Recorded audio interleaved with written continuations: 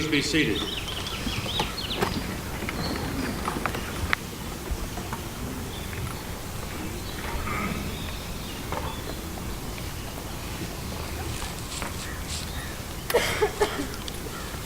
Good morning. My name is David Wood.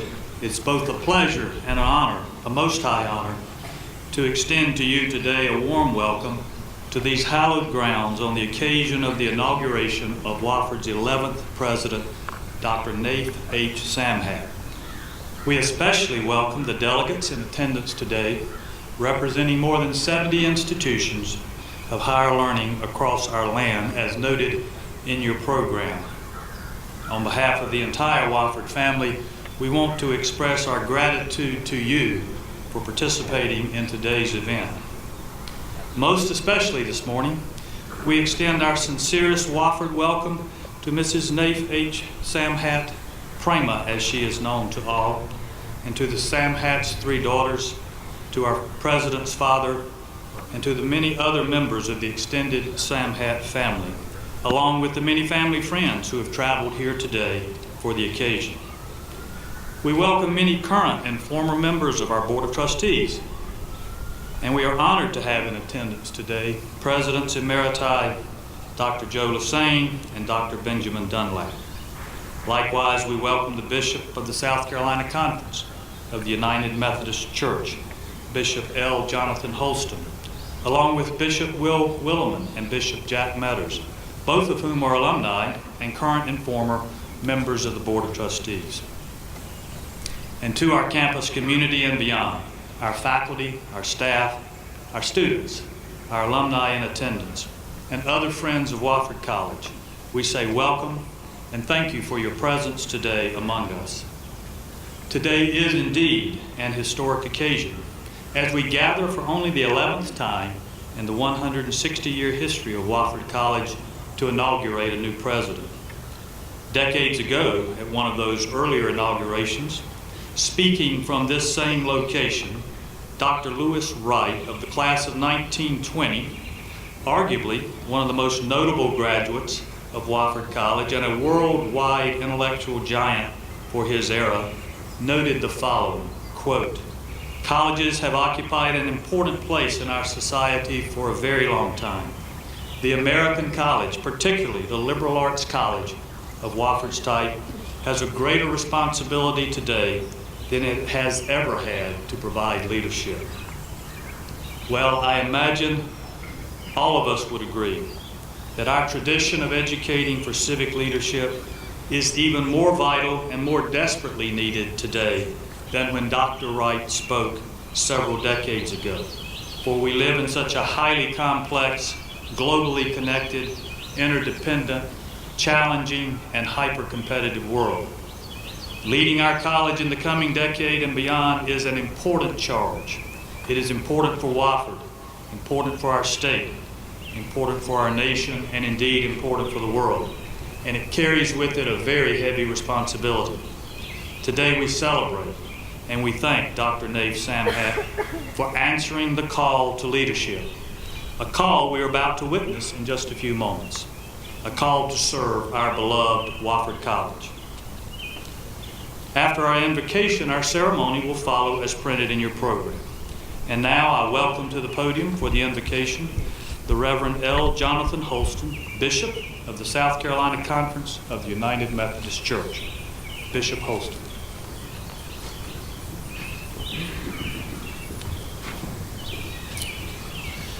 As we gather this day, let us share in a time of prayer, and I ask that those of you who have hats to remove them. Let us pray. Most merciful God, be with us today as we gather together in this place.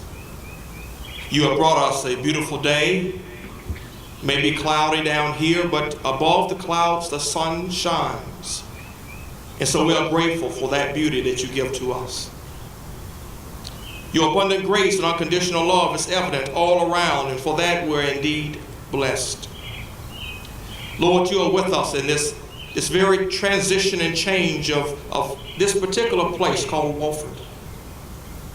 Be with us this day as we enter into this new era of leadership with celebration and excitement. We recall your deep compassion and presence and abiding love with us always. And we thank you for the gifts and talents and skills with which you have blessed us in years gone by. Now be with us as we move forward into a new day, new opportunities, rejoicing with you, supporting one another, and believing in one another. Holy Spirit, breath of life, flame of love, sustainer and perfecter of all things, we welcome you here. And we give you praise and glory for all that you are and for all that you do. Grant that we may honor you as we seek your future together. Even as it breaks into our present, we honor you. So give us vision this day to see your new creation and faith to pursue it. Renew our hearts and minds to love and serve you.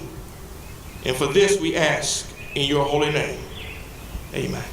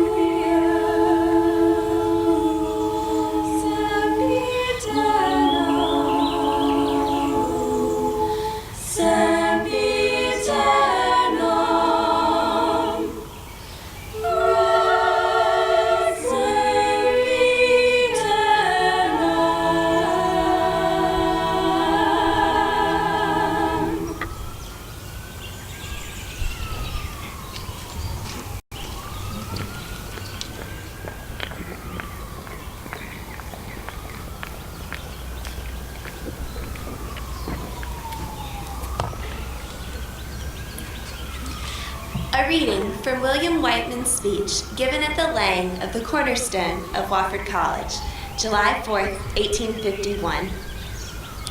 We are assembled this day to perform the pleasant task of laying the cornerstone of Wofford College.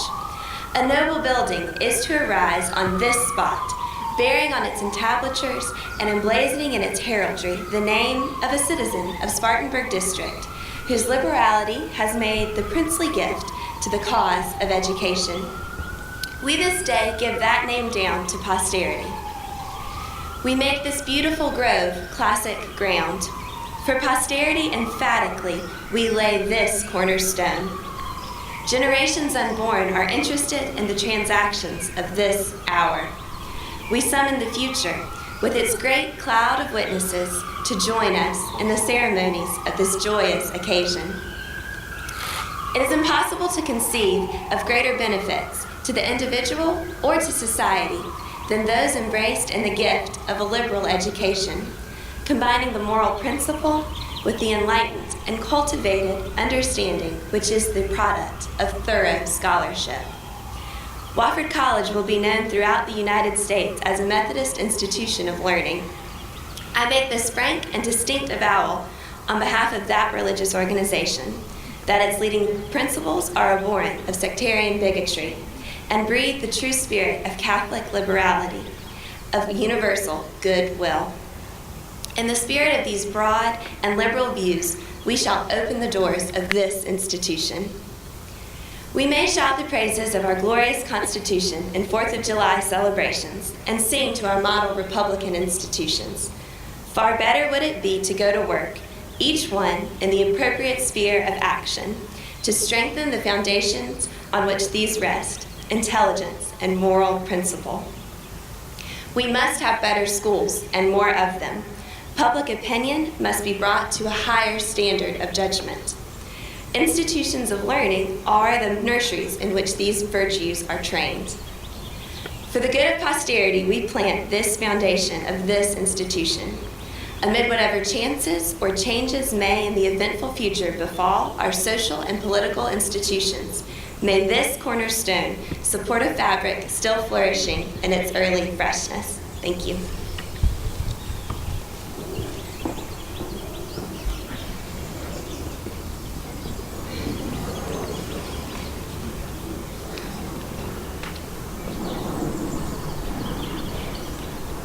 Nayef H. Samhat, you have been called to the presidency of Wofford College.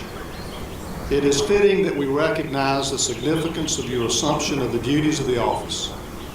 This is an hour of promise as you stand at the beginning of a new and noble position of leadership. Therefore, we charge you to lead the college inspiring excellence in scholarship, teaching, learning, and service. We charge you to champion the place of the liberal arts in our society and to promote Wofford's role as an institution devoted to the arts and sciences. We charge you to remember Wofford's history and tradition, its trustees, faculty, staff, and students whose contributions have built the institution, and to see the past not as a limitation on your actions, but as a foundation for advancement.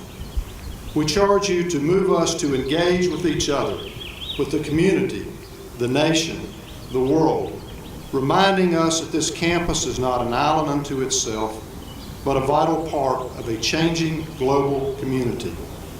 We charge you to advocate for an atmosphere in which we might be transformed by our experiences here, through the development of intellectual curiosity, independence of thought, maturity of judgment, moral character, and effective leadership and service. We charge you to accept with humility the power, authority, and responsibility that accompany the presidency, using them wisely for the benefits of Wofford College and the furtherance of its mission. Nayef Samhat, what say you to this charge? Mr. James, Board of Trustees, faculty, students, the Wofford family, with true humility and with the devotion due the office, I accept the obligations required of me, and I seize this opportunity that has been presented to me. I hereby renew and double my commitment to Wofford College and to building upon the great legacies of its past and leading to its communal search for meaningful significance for its future. As the selected representative of multitudes of others who embrace the high calling of service to this college, I devote them and myself to the exhilarating life of the mind and to the fulfilling life of service to and advancement of our neighbors near and far.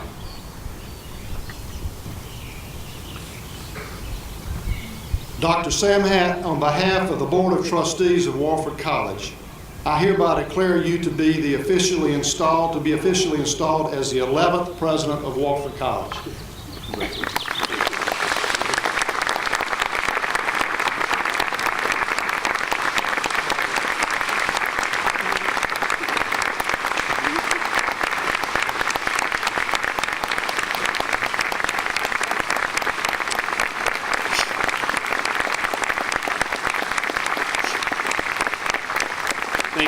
Thank you. A bit of wife's wisdom. A cloudy day is a good way to begin because there's only sunshine ahead. So, let me thank the Reedy River Brass, the Wofford Goldtones, and Laura Kate Gamble for your wonderful contribution to our ceremony today. You've provided memorable music and verse for all of us to enjoy. And I want to take a moment to thank our friends with Airmark who are working tirelessly out there for our lunch after this wonderful ceremony, and our men and women in the Grounds and Facilities Division who have made this campus beautiful today, as they do every day.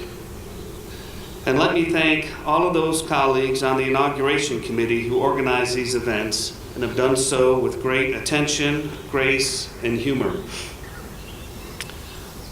To our students here present, those past and those to come, our faculty, coaches, and staff, our Board of Trustees, our delegates from institutions across the land, I thank you for the opportunity to stand here and accept formally the charge of leading this great institution, founded on the principle of John Wesley to take care of the rising generation, the vision of its first president, William Whiteman, to promote broad and liberal views, and in the spirit offered by Benjamin Wofford, and that resonates and resounds to this day and beyond, Intaminatus fulgit honoribus, shining with untarnished honor. Welcome to all those, delegates, family, and friends, joining our Wofford family on this special and wonderful day. I offer a special thank you to Bishop Holston for his invocation. I'm honored that he has joined us today, a presence that reflects the shared bonds of purpose and mission between Wofford College and the United Methodist Church, and a special thanks to Reverend Mike Alexander for the benediction to come. For me, the journey here is an unexpected one, for as I've said many times, one does not enter into the academy to become an administrator, certainly a provost or a president, but because one loves the act and duty to learn and to educate. One loves to engage students in intellectual explorations and to participate in the extraordinary transformation of young lives that define the experience we teachers, all of us engaged in this enterprise, whether in the classroom, the residence hall, the fields or courts of play, or the stages or the studios, the experience we teachers all feel and in which we find a deep and abiding personal and professional fulfillment. And yet I stand here. My sisters, Diane and Sharon, and I, our first generation college graduates, raised by a mother and father who grew up in the Depression era in Detroit and Windsor, Canada, and had little opportunity to attend college. But to be sure, in their life and words, they, our parents, have modeled all those qualities that define a true and good life: wisdom, love, family, understanding, and the fulfillment derived from a dedicated work ethic and compassion and empathy for others. Whatever good I've become, I owe to them. My wife, Prema, and daughters, Alia, Jahani, and Layla, have given me a peace of heart and soul, a reason to be and to do, and to have given worth to my life. Simply by their being, they make me a better person. And they are all smart women, so they let me know when I'm not fulfilling their standard. Prema, of course, is my longest and dearest friend, and I would not be here without her. I'm truly proud to say, however, that having passed her citizenship exam, she will become an American citizen on May 2nd, and so I'm assured she'll remain with me long into the future. I hope. Fingers crossed.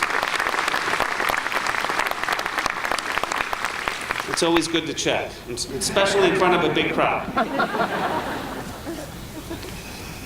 I stand here because of the many friends who have joined us today, friends and family, colleagues and friends at Center College and in Danville, Kentucky, my first position after graduate school, and the many friends we made at Kenyon College, and the many new friends we have met in the Wofford family here and throughout the region since we arrived last summer.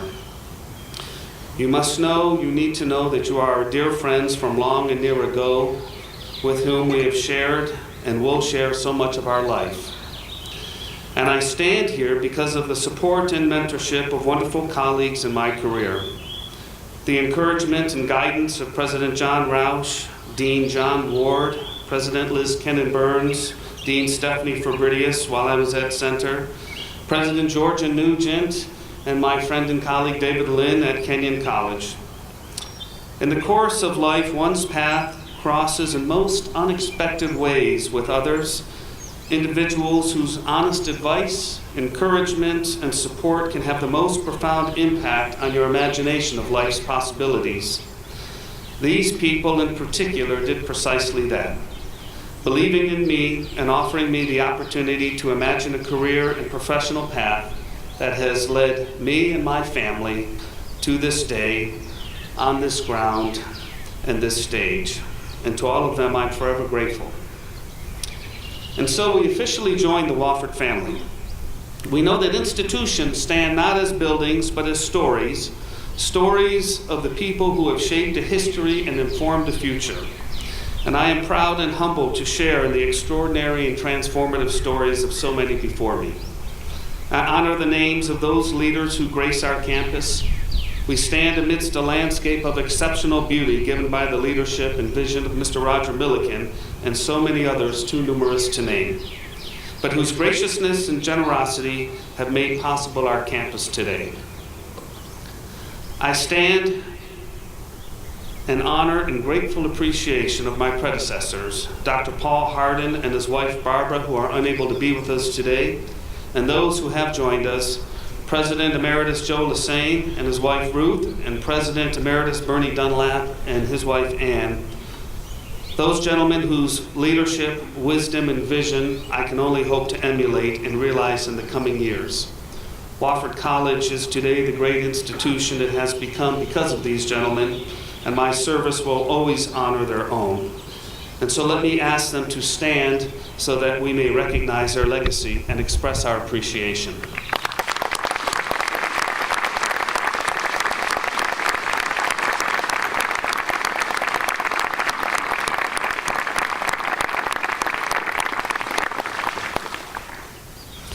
I honor the stories of those who have walked these paths, for they define our college. I know my colleagues Philip Stone and Doyle Boggs can spend hours on end recounting stories of every student and faculty member who give life and meaning to Wofford College. Stories like Dr. John Harrington, who found a calling in teaching and, as the story goes, came to Wofford at the urging of the legendary Dean Philip Covington on a train to teach geology, a subject that we did not even have available at the college. Dr. Harrington's bus trip laboratories reflected a guiding mission that informed the title of his book, To See a World. Or Dr. John Q. Hill, a 1947 graduate. John grew up near Spartanburg and, due to illness, did not attend school until he was 11 years old. After military service in World War II, he entered Wofford as a sophomore and graduated with Phi Beta Kappa honors in 1947, age 28. and he was awarded a Rhodes Scholarship, becoming only the fourth Wofford graduate to receive this honor. He returned to Wofford to teach mathematics in 1953, remaining on the faculty until his passing in 1972. Of course, there is the story of Dr. Konstantinos Papadopoulos, a 1954 graduate of the college, born in Greece, and who came to Wofford speaking very, very little English. Faculty members like Frank Logan and Philip Covington took Gus under their wing. Through hard work, Gus learned English well enough to graduate from Wofford in 3 years and went on to attend medical school in Texas, where he practiced anesthesiology. Gus moved into the real estate business and was a long-serving Wofford trustee. There are stories like Michelle Phillips, a 1995 graduate who interned with the Children's Hospital of Greenville and graduated first in her class at Wofford College. She went on to the Medical University of South Carolina, where she also finished first in her class and completed a pediatrics residency at Johns Hopkins, where her colleagues honored her with the David M. Kamsler Award for Excellence in Compassion in Pediatric Care before returning to South Carolina at MUSC as director of the Pediatric Bone Marrow Transplant Program. And Douglas Wood, a 1990 graduate who grew up hearing stories about Wofford from his grandfather, Russell Miller, who was a groundskeeper at the college from the days of President Walter Green in the 1940s through the administration of President Joe Lassane.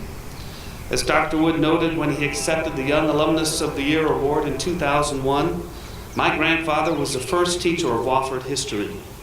He instilled in me an intense pride in the college's many contributions to humanity. Doug majored in history and was active in the music and theater programs and completed his doctorate in the Harvard Graduate School of Education. He's now with the Ford Foundation in their higher education program. And finally, Dr. Paige West, a 1991 graduate who just this spring spoke movingly in her Phi Beta Kappa lecture about the transformation she underwent while at Wofford. Contact with professors such as Dr. J.R. Gross, Ab Abercrombie, Gerald Thurman, Gerald Ginocchio, Susan Griswold, John Pilley, and others transformed a very smart woman without much direction into an accomplished, confident, and insightful student of anthropology who now mentors her own students as a professor at Columbia University.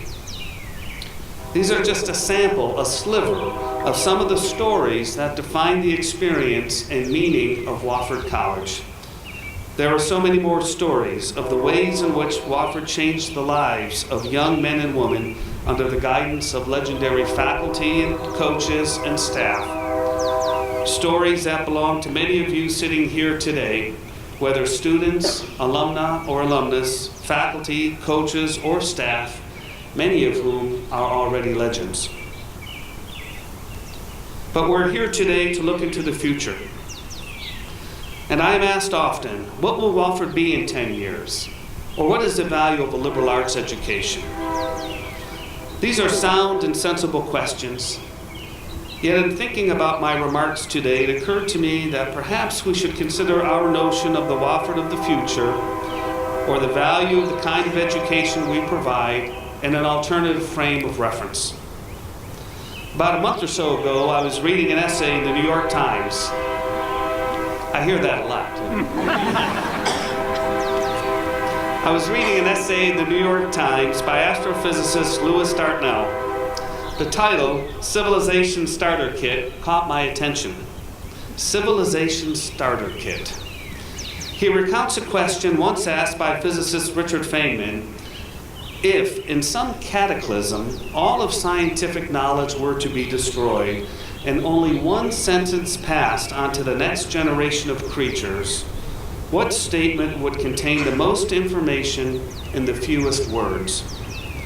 Feynman answers with the atomic hypothesis, that all things are made of atoms.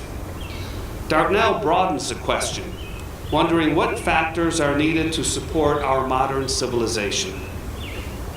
And so let me take the liberty of reshaping the question a bit. And that is, as we create a vision of Wofford for the coming times, how might we as a community of learners fulfill our responsibility to educate young women and men who themselves are responsible for continuing and extending our civilization. What, in other words, will we contribute to their starter kit? Because the world and its change is constituted by an infinite volume of particular acts, acts of kindness and cruelty, of creation and destruction, of exchange and theft, we are all responsible for nurturing this starter kit for students today and into the future. And let me be clear on a crucial point and principle in our task. For us, as educators in places of higher learning, whether public or private, large or small, no matter the type of institution, to fulfill our responsibility to nurture this starter kit, we must commit to the preservation and defense of the principle of academic, intellectual, and creative freedom in all that we do and in all that we practice. The classroom, the campus ground, and the individual are the preserves of liberty and human progress if, and only if, the fetters of those who fear inquiry, debate, and change are cast aside. And we at Wofford, with institutions in our state and around the nation, will lead in word and deed in the defense of this most high principle. And to this end, I therefore assert that our kind of education, a liberal arts education, is the highest form of preparation for the breadth and depth of learning, the intimacy of pedagogy, the formation of character and community, all contribute to the capacity to embrace challenge and change without fear or hesitation. Indeed, our kind of education is designed to address in a most direct manner the vast majority of questions that shape the nature of our society and the world in which we live. The kinds of questions that are foundational to the human experience and from which all of our endeavors have their source. And this is because we insist on a comprehension of values, of ethical positions, of an assessment of what is good and right, of what is just and orderly, in the things we do and in what we say. It is because we foster an understanding of method in our modes of inquiry, particularly of the unbounded complexities posed by the sciences of nature and society. And because we cultivate an appreciation for the ways in which we interpret the world and ourselves on the canvas, the stage, in verse, stanza, and melody. In other words, all of the ingredients that constitute the essence of civilization starter kit are to be found in the unparalleled experience of students assembling year after year on our campus, on this ground, acquiring the knowledge, understanding, and skills to make their lifelong contributions to the human experience in whatever way they may find appropriate. And as we look ahead to the Wofford of the coming generation, it remains our responsibility to ensure we continue to reflect on what elements contribute to that starter kit. We must do so with recognition that classical and worldly knowledge and culture are the foundations for all that lie ahead. We must reflect on the ways in which the challenges, social, natural, technical, and humanistic, do not arise in isolation, but are embedded in trans-historical relationships that are complex and nuanced, and demand of us a discipline and commitment to sophisticated, inclusive, and empathetic engagement. Our Wofford of the coming times shall embrace a rapidly changing world, a world more diverse in which race, ethnicity, faith, and sexual orientation are points of celebration and understanding, a world in which environment and sustainability become the foundation of a new relationship with nature, a world in which the understanding and exploration of self and other is nurtured by the creativity of the performance, the paintbrush, and the violin. A world in which we recognize that global poverty, the ground on which ecological degradation, disease, and violence flourish, is a scourge to be banished. A world in which innovation and creativity, accelerating at historically unprecedented rates, offer an infinite horizon for human advancement and well-being and harmony with all around us.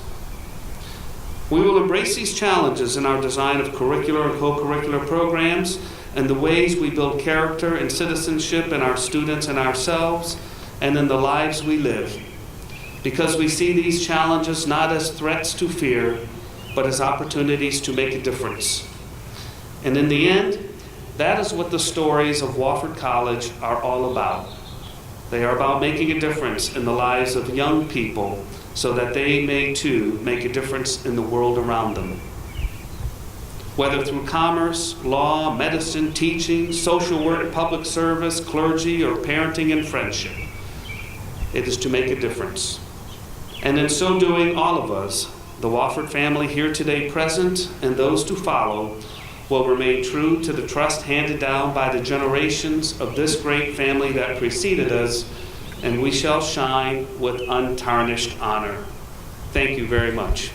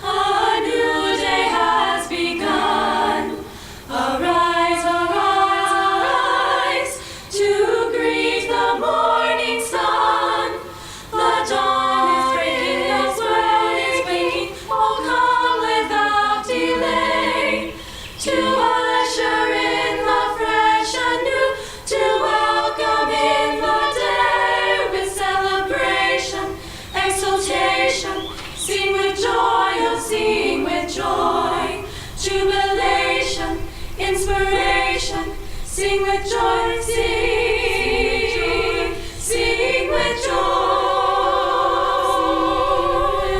Celebrate this glorious morn. A new day is born, a new day is born. Celebrate this glorious morn. A new day is born, a new day is born. Come celebrate, lift up your voice, oh sing, sing with joy. Arise, arise, a new day has begun. Arise, arise, arise, to greet the morning sun. The dawn is breaking, the world is waking. Oh, come without delay, to usher in the fresh and new, to welcome in the day with celebration, exultation. Sing with joy, oh sing with joy, jubilation, inspiration. Sing with joy, sing, sing with joy, sing with joy, sing with joy.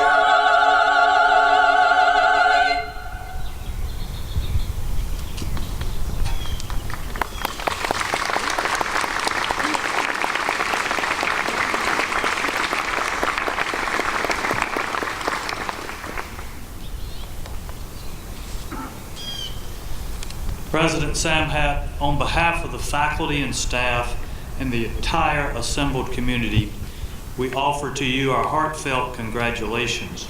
We offer our commitment to support and assist you in the important work of our college, and we offer to stand by your side with energy and enthusiasm as we pursue our collective task of providing young people with the finest in the liberal arts experience at Wofford College. I now call upon the Reverend Dr. Mike Alexander, Wofford alumnus and member of the Wofford Board of Trustees, to deliver our benediction. After the benediction, please remain standing as we all join in the singing of our alma mater, to be followed by the formal recession, for which we also ask you to remain standing at your seats. After the recessional, you are cordially invited to enjoy lunch on the lawn as our guest. Reverend Alexander. Please stand. God has allowed our paths to cross and hearts to touch today at Wofford College's 11th presidential inauguration. For this, we are thankful people. Harry Emerson Fosdick, a member of the clergy and author of a great hymn of the church, wrote, "God of grace and God of glory, grant us wisdom, grant us courage for the living of these days." This, too, is our hope and prayer. Most humbly, we ask God to bless President Samhat and to permit his leadership skills to launch Wofford College to a higher and greater destiny. We ask God to bless his family as well. May God bless Wofford students that one day they will conquer and prevail. May God bless Wofford's faculty, enabling them to maintain a passion for knowledge and truth. May God bless this institution's administration and staff, reminding them that no task is insignificant. May God bless the Wofford College Board of Trustees, encouraging each member of the board to remain a true servant of this college. May God bless the entire Wofford College community and keep us forever connected. Go forth from this place, knowing that the God of us all is with us, to give us strength, energy, wisdom, and compassion for the living of these days. Amen.